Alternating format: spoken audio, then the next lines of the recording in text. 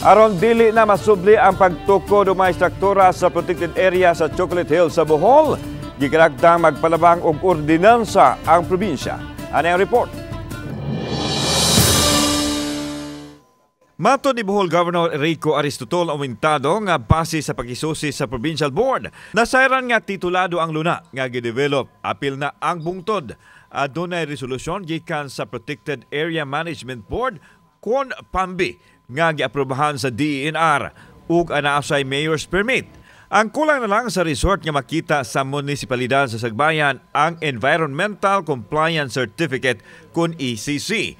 Matod sa gobernador nga wa makadawat og kopya ang Bohol LGU sa giisyu nga temporary closure order sa DENR batok sa resort ni adtong September 2023. Kagahapon pa lang sila nasayod mahitungod sa order. Ako ning konsulta sa atong PLO unsay itong mahimo makastop pata. And according to our PLO Attorney Handel Lagunay na lisod tungod kay it's titled na permit from PAMBI. May rekomendar na ang gobernador sa paghimo og ordinansa aron masigurong mapanalipdan ang protected area sa ilang lalawigan. Momolusab sila og team nga mulangkob sa regulatory body nga motutok sa pagpatuman sa policy o guidelines sa tanang kalihukan nga makaapekto sa dapit.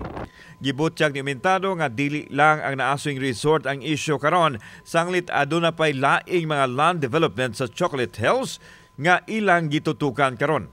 Gihangop usab ni Governor Aumentado ang pagpanginlabot karon sa Senado. At least maahibaw ang mga tao sa tinuod o maabot na sa Senate, at least unsay lapses pod sa taga DENR.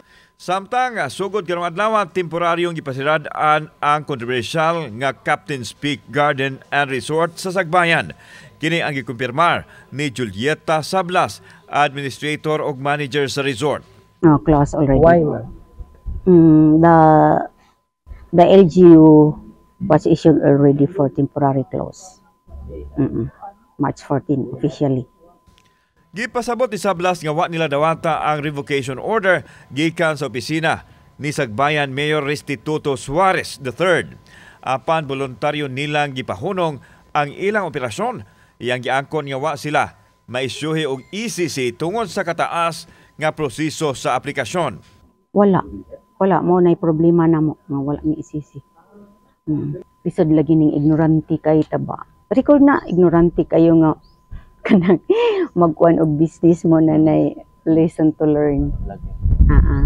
So atay mahimo ato dyan ang paningkamutan nga i-comply. Gikudo na ang swimming pool ug wa na pasudli og bisita ang resort. Apektado ang 16 ka mga empleyado.